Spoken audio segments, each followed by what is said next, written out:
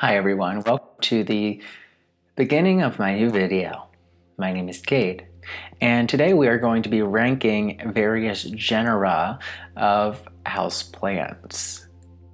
All of these genera are plants that I have encountered and experienced and have had positive or negative or somewhere in between experiences. And there are so many different houseplant genera out there that I can simply not cover all of them. So please forgive me if you wanted to see one on this list that is not on this list. And also forgive me if I'm pronouncing anything incorrectly. My 4 years of Latin in high school doesn't seem to really help me out very much. So stick around to the end of the video to see my favorite houseplant genus or genera, and let's start at the very bottom with my least favorite and work our way up. And this is obviously my personal experience and my personal opinion. If you have had better luck with some of these genera, please don't come for me. We're all living our own journey. At the very bottom of the list is anything from the Calathea or the Stromanthe genus. I cannot. These houseplants are absolutely beautiful, and that's the only reason why I would consider them like a tier E plant, but no. These plants are finicky and picky and rude and sassy and drama queens. So I would personally steer clear from these plants unless you want to watch them slowly die before your eyes. Next step up, we have tier E, and these plants are very beautiful plants and plants that do okay, and I have had relatively okay experience with these plants. Specifically outside, these two genera do very well. However, once I bring them inside, they're not for me. And that includes the Scantia genus and the Croton genus. Any kind of garden Croton, from my experience, doesn't do very well in the house unless you have a lot of light and you're very patient with it. I always get pests on mine, and my Scantia, I did not have enough light, I believe, and my humidity was not up there either. So these plants, from my experience, take a little more precise understanding of their environment and mimicking their environment. They're not in any way a low maintenance plant from my experience, so they're in tier E. The next tier up is tier D, and all of the plants in this tier I would consider to be drama queens and relatively finicky as well. The first genus that I want to mention is anything in the Diffentbakia genus. If you've been on my channel for a while, you understand my rivalry with Diffentbakias or dumbcanes. They're okay houseplants as long as you can keep them very humid and water them and keep them pretty moist. However, mine, from my experience, are very pest prone, and I'm just not a fan. The next genus that I want to mention in this tier is anything in the Alocasia genus.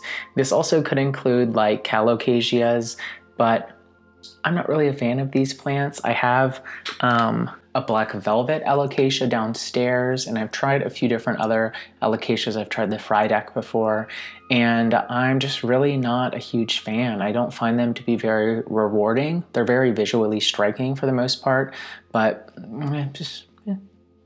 you know, they're just kind of not here nor there.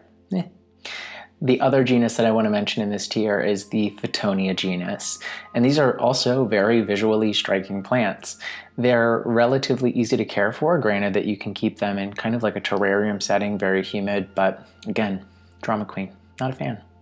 The next two tiers are kind of like the middle of the road for me. They're kind of neutral plants. I could kind of take them or leave them. In tier C, we have quite a few genera. Agalonemia is one of them. Not really a fan of these. These are Chinese evergreens and plants like that.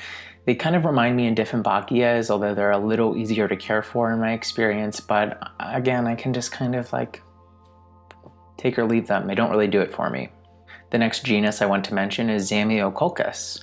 I believe that's how you pronounce it, but something like the ZZ plant is within that genus. And again, these are kind of neither take it nor leave it. Super easy to care for, which would be one of the few reasons why I may rank it higher, but visually they're just kind of,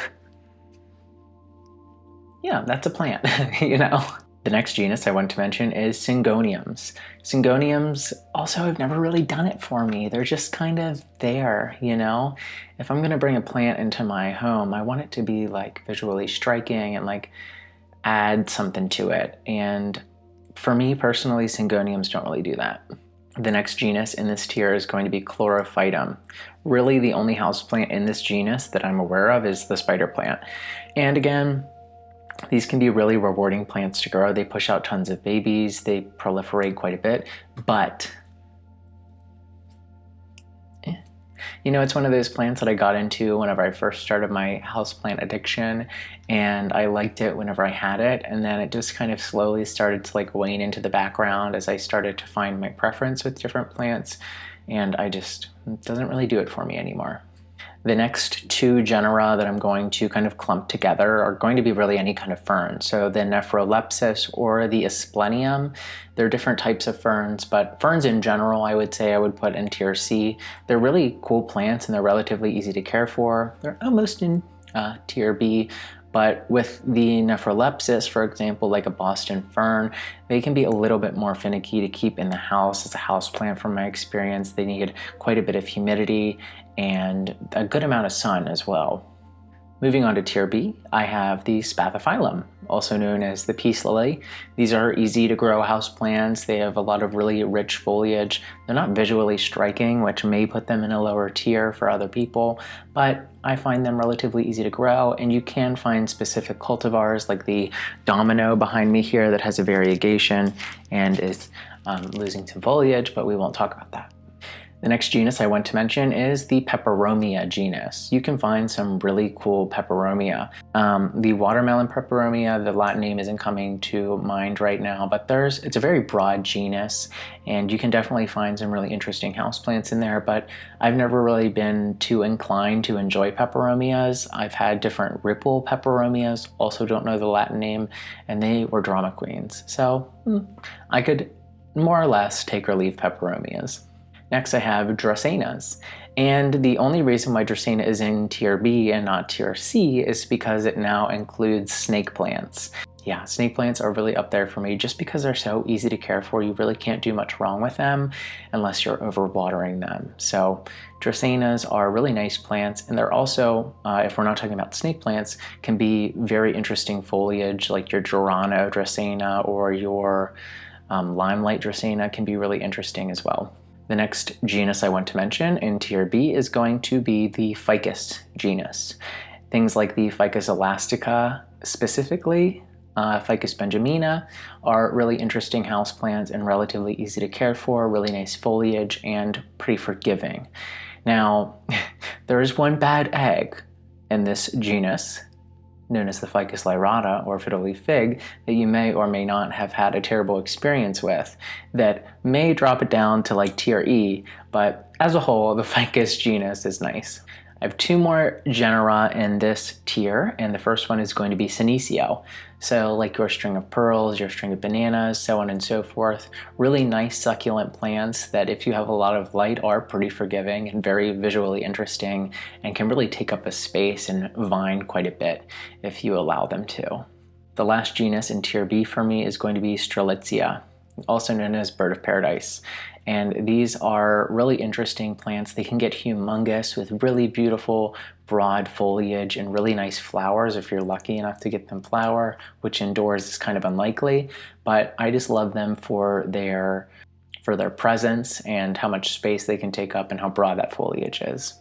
Moving on to tier A. These almost are one of my favorite, or some of my favorite genera, but not quite. First one I want to mention is Epiprenum. This is going to be like your pothos, neon pothos, golden pothos, marble queen pothos, are all different cultivars or varieties of Epiprenums. Epiprenum. I don't think I have to say much. Golden pothos, very easy plant. Love the trailing, vining appearance. They can climb, they can get fenestrations in their native environment, which I didn't know if you knew or not, but really incredible. The next one is going to be the Raphidophora.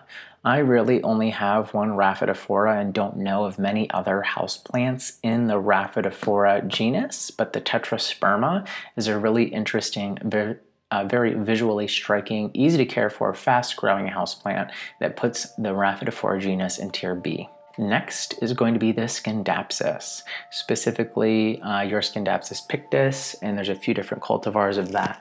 I have one of these back here, and I love this plant because it reminds me of the Epiprenum, and it is known as the Silvery Ann pothos typically, but it's not a pothos because it's not an Epiprenum. But very easy to care for houseplants, granted that you don't overwater them, and give them some good light, and also very visually striking. That silver foliage that is actually a type of variegation where there's a little air pocket on a cellular level that reflects light. Super awesome. The last plant that almost made it into my top tier is going to be any Hoya. So Hoyas are very easy to care for, require a good amount of light and humidity as well, but very broad genus. You can find some very interesting foliage on Hoyas, and the flowers that they produce are stunning as well. At the very tippy top of my list of favorite houseplant genuses, or genera, sorry, is going to be the Philodendron. Philodendron is a very broad genus. You have your Philodendron micans, your Philodendron, can't pronounce the Latin word, but the tree Philodendron. You also have like your Prince of Orange, your Cardinal Philodendron, a lot of really interesting cultivars that have a lot of very interesting looks to their foliage as well. You can also find some really unique cultivars and species of philodendrons, like your Philodendron gloriosum, for example, is a beautiful, striking plant that is in high demand right now. And the last one of my favorite genus of houseplants is behind me, and that is going to be the Monstera genus. Monsteras are a relatively small genus from my understanding, but they all have that fenestration look to them where they have, you know, the slits in the leaves or the holes in the leaves, and I find that so visually striking, and I just can't get enough of the Monstera genus personally, and I think that they are very easy to care for as well. So combining the easy care with the very visually striking and just very unique, I just can't get enough. Can't get enough. So Monstera and Philodendron, you are my winners, and if you guys want to share your tiers below in the comments, please do. I'm very interested to hear where we agree and disagree here, because everybody has a different experience and different preferences and things like that. So please let me know. I hope you enjoyed, and I hope that you don't hate me for ranking some plants so low. I'm looking at you, Croton. All right, everyone, I'll see you later. Bye.